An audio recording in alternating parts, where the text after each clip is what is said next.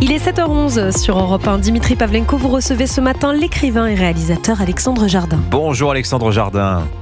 Oui, bonjour. Bienvenue sur Europe 1 en direct avec nous depuis Montpellier où vous habitez. Alors Le Zèbre, Fanfan, L'Île des Gauchers, on connaît vos œuvres les plus célèbres Alexandre Jardin, mais on n'est pas là pour parler littérature ce matin.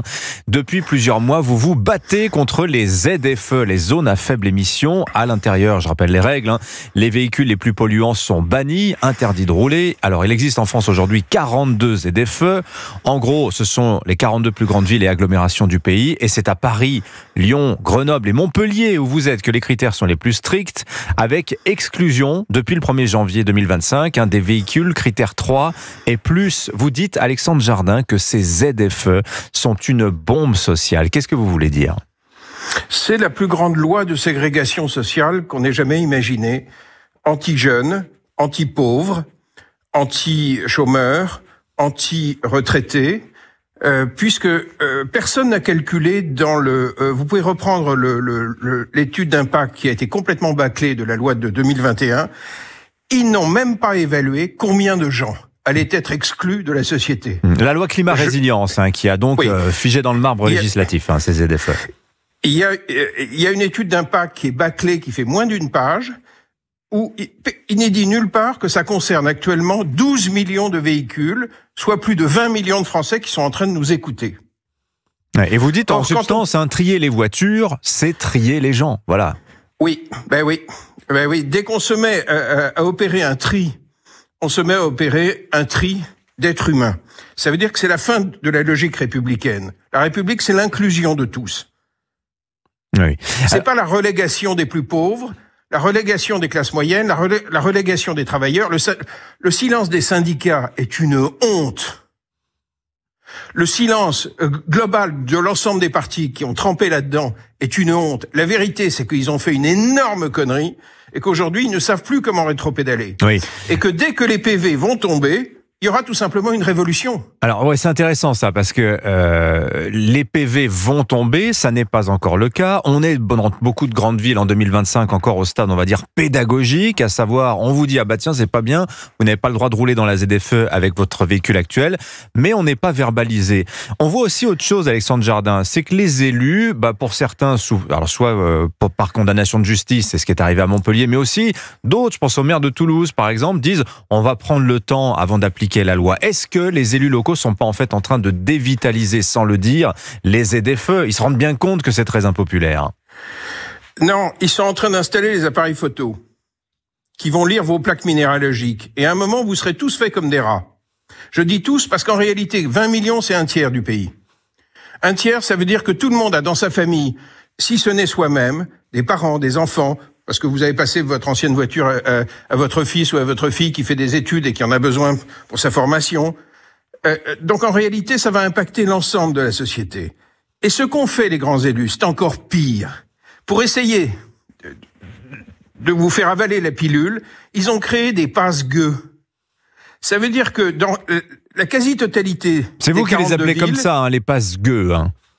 Oui, le gueux on passe a le droit de solliciter un nombre limité d'autorisations pour s'infiltrer chez le riche. C'est-à-dire que c'est le sommet de l'humiliation. On est en train de demander aux classes populaires de vivre sous contrainte administrative, sous autorisation administrative.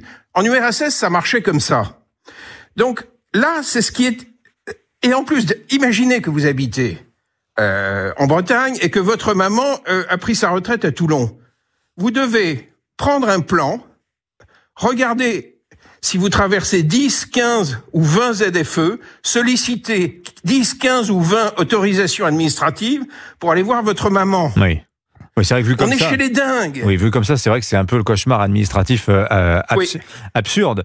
Absurde. Vous dites, Alexandre Jardin, que tout ça va nous mener à une révolte populaire. Vous sentez les Français... Vous pensez que c'est un sujet suffisamment explosif pour mettre les Français dans la rue, les ZFE, Alexandre Jardin ? Écoutez, au début, quand j'ai commencé à en parler, je fais un premier tweet. Je me réveille le lendemain, je vois 540 000 personnes. Qu'est-ce qui vous a d'ailleurs intéressé au sujet, Alexandre Jardin ? Comment vous en êtes venu à ce combat contre les ZFE ? Dans mon village, j'ai vu un homme devant une boulangerie, qui tout à coup se mettait à pester parce qu'il a divorcé Et le lendemain, puisqu'on était la veille du 1er janvier, il dit à partir de demain, je ne peux plus aller récupérer mes enfants, j'ai divorcé et ils sont à la gare de la mer. Et je n'ai pas la bonne voiture. C'est dans un département pauvre. Personne dans le village n'a les moyens de changer de voiture. Donc, je fais un tweet, je vois 540 000 personnes.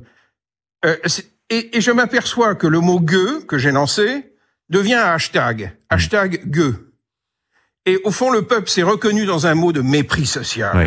Vous avez mis le doigt là où ça fait mal, si je puis dire, Alexandre Jardin. Vous avez vu qu'en aujourd'hui, vous avez des tweets qui se baladent à 1,5 million. Oui, bien sûr. Vous avez vu qu'en Allemagne, depuis 2 ans, vous avez une vingtaine de métropoles allemandes qui ont supprimé leurs ZFE. Il y avait 56 villes allemandes qui en avaient créé. Il y en a 20 qui ont fait machine arrière. La France va y venir, vous pensez également, Alexandre Jardin, ou bien ça va se passer, moi je pense plutôt dans le silence, comme ces maires qui reculent l'échéance d'application de la loi. Non, parce que les gens avec le hashtag gueux sont en train de se mobiliser. Et ils sont en train de se mobiliser parce que le pire qui puisse arriver, c'est un report. Pourquoi ? Parce que ça veut dire qu'on accepte que ces 12 millions de propriétaires, c'est-à-dire plus de 20 millions de Français, on accepte que la valeur de leur voiture soit détruite. Oui, c'est vrai que c'est une des conséquences. Bien sûr, c'est une conséquence inattendue. Et c'est un casse anti-pauvre. Je veux dire, c'est d'un cynisme. C'est d'un cynisme. Toute personne qui a une conscience sociale ne peut pas souscrire à ça. On ne peut pas braquer les pauvres. Leur voiture est devenue invendable. C'est absolument innommable moralement. C'est une loi immorale. Ça existe, l'éthique. Et vous demandez le retrait de la loi, l'annulation. Il y a 2 textes derrière. Vous avez la loi de 2021, climat résilience. Vous avez la loi mobilité de 2019. Je demande d'abord, est-ce que vous avez cité le maire là à Montpellier de Saint-Bresse, Laurent Jaoul. Allez voir vos maires, qu'il y ait partout en France des Laurent Jaoul qui se dressent. Nous devons nous battre avec nos élus locaux et on doit obtenir l'abrogation de cette loi qui est infâme, qui est indigne de la République. Nous devons rester un grand peuple républicain, égalitaire. On ne peut pas faire la chasse aux pauvres. On ne peut pas, pour faire respirer les riches dans les villes, virer les pauvres. Merci beaucoup Alexandre Jardin. On a entendu ce matin clairement votre appel sur Europe 1 pour abroger les lois instaurant les ZFE. Merci d'être venu ce matin sur l'antenne d'Europe 1. Bonne journée Alexandre Jardin. Merci.